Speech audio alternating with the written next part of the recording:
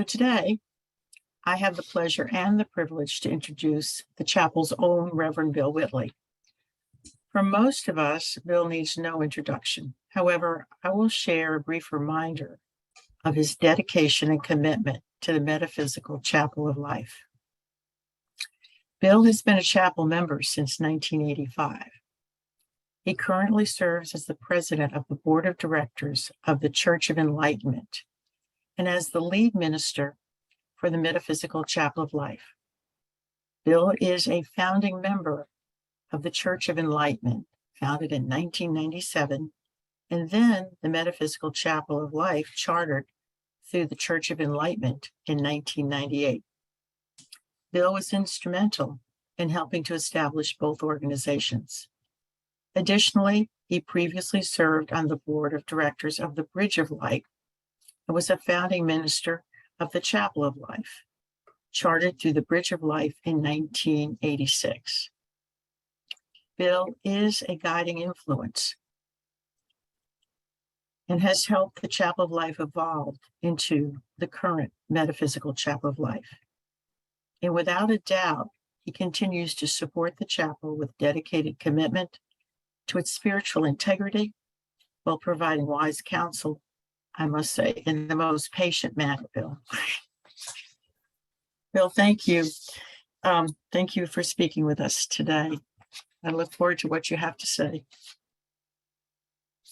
Thank you, Susan.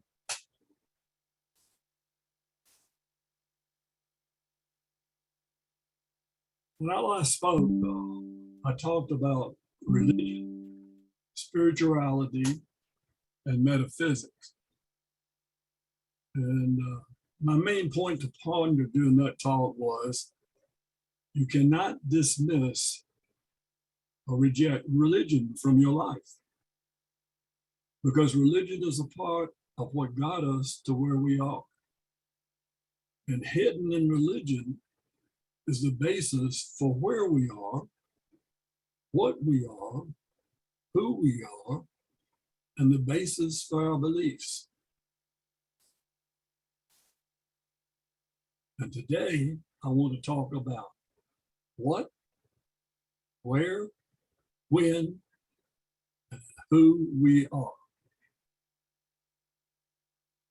As you listen today, I'd like you to do so with another point to ponder in mind. And that is, you cannot omit humanity from your life. You cannot omit humanity from your life. And I'd like to begin by reading from Scripture, Ephesians 5:8, King James Version. For ye were sometimes darkness, but now are ye light in the Lord. Walk as children of light. I'm sure that at some point, all of us have heard this quote that I want to share with you. And the quote is from Teilhard de Chardin, and it is. And a lot of people don't know who that quote's from when they attribute it to other people. But it was actually Teilhard de Chardin, who was a French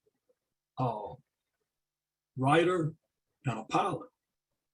And if you haven't read any of his books, I would recommend them to anyone there. He's a great writer.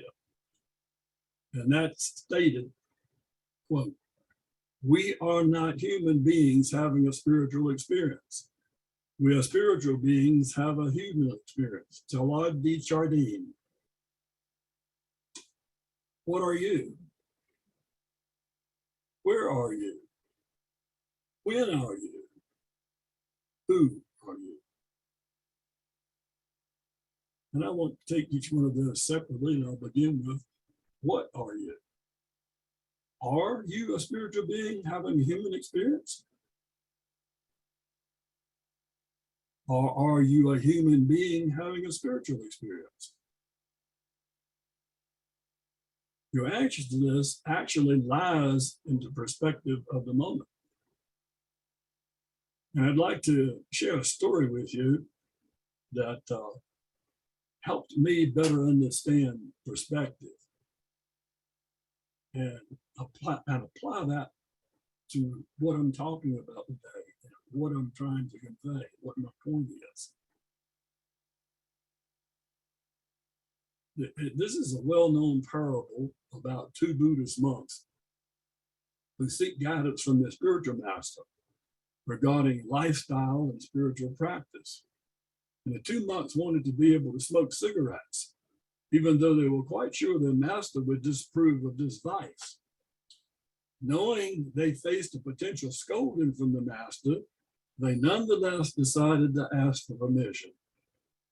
The designated monk, Kenji, went to the master and asked, "Master, is it all right if Kasu and I smoke cigarettes while we are meditating?" The master was furious. "What an outrage. You care so little for the sanctity of your spiritual practice, but you want to sully it with this mundane indulgence. Your request is outrageous." Head hung low, Kenji returned to his friend and reported the conversation. "Don't worry," said Kasu. "I will speak with the master tomorrow and achieve a different outcome." The next day, Katsu went to the master and asked, "Master, is it all right if Kenji and I meditate while we are smoking cigarettes?" "Yes, yes," said the master enthusiastically. "You should meditate while you're doing anything. It is always good to bring higher consciousness into your mundane activities." Think on that.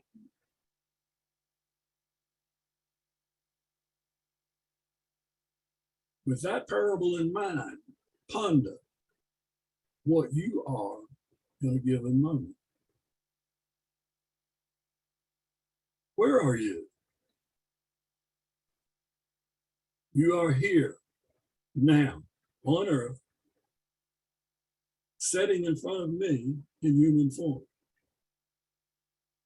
You are also the infinity of the universe. You are one in union with all that is the infinite expanse of the universe. Just as there is no place God is not, there is no place that you are not. You are one with the smallest atom, the largest planet, the most massive star, the most expansive galaxy, the entire universe. You are everywhere and you are nowhere.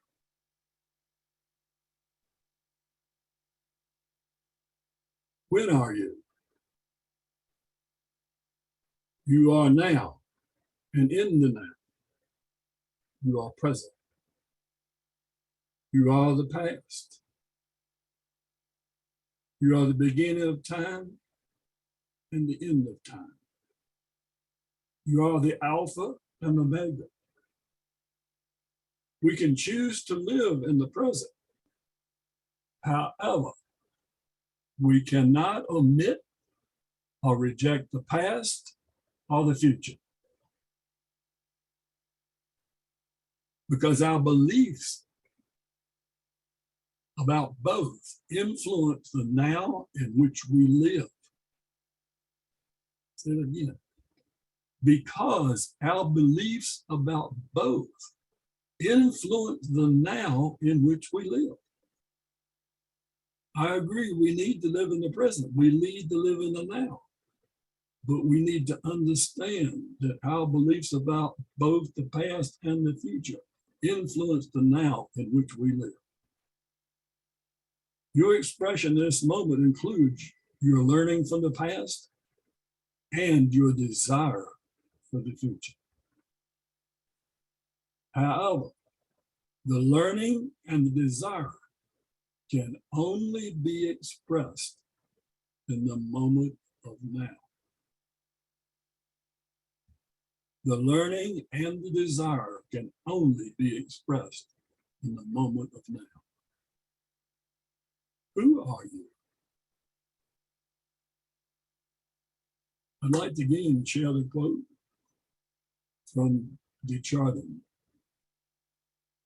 We are not human beings having a spiritual experience.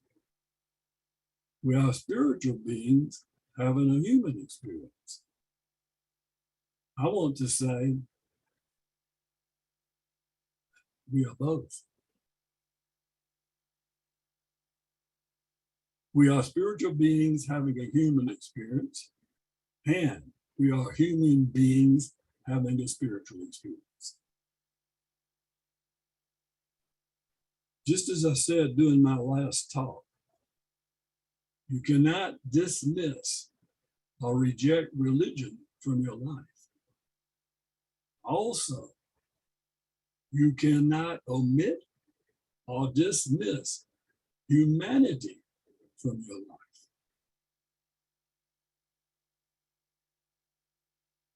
In our humanity, we are human beings having a spiritual experience. You're in human form sitting before me now, experiencing the talk that I'm giving. To some, this may be considered a spiritual experience that you're having in human form. Who are you? You are human. You live on planet Earth as a human being. You live on planet Earth as a human being. If we're not careful, we can fall into the trap of using our spirituality as a means of escaping our humanity. I'll say that again. If we are not careful, we can fall into the trap of using our spirituality as a means of escaping our humanity. I'll tell you here and now, you do so at your peril. What do I mean by escaping our humanity? Our humanity includes our pain, our sorrow, our grief, our emotions, our suffering, our addictions, our poverty, as well as our joy, our happiness, our wealth, and our comfort.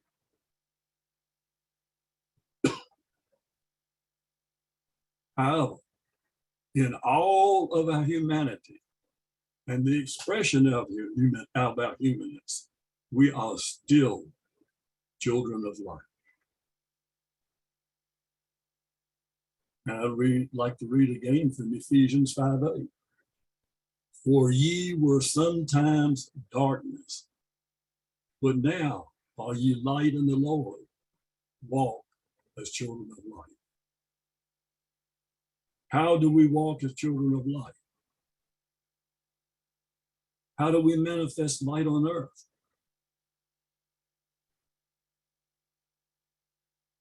Through our humanity, through our humanness. We are first and foremost humans living on the earth plane, a path we have chosen. If we are to walk on this earth plane as children of light, we do so by expressing humanness.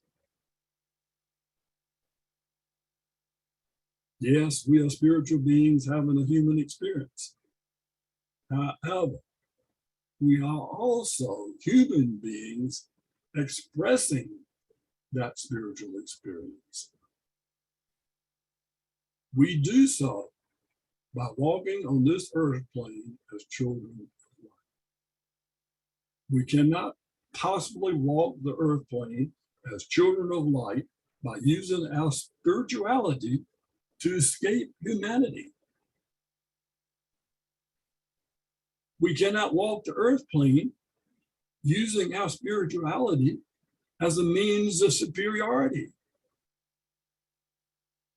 The moment that I think that I am more spiritual than you, I am no longer exhibiting my spirituality. Say that again. The moment that I think that I am more spiritual than you, I am no longer exhibiting my spirituality. The more and more I try to prove to you how spiritual I am, the less spiritual I am being. An example I'd like to discuss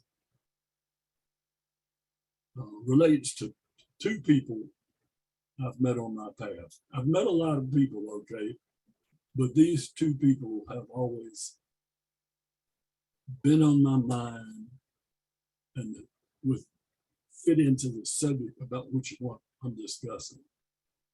One of those people was boisterous and loud, dressed in all in white, wearing sandals, would not allow anyone to touch him, and talking about how spiritual he was. And everything he did and demonstrated was demonstrating how spiritual he was by the clothing he wore and the fact that he didn't want to be touched, this, that, and the other. The other was very quiet, so quiet that he seemed almost depressed. He barely spoke, and he spoke only when answering others.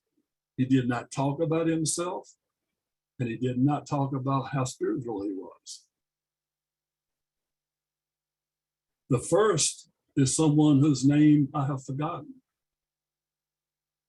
The second was pure Vigilant Khan.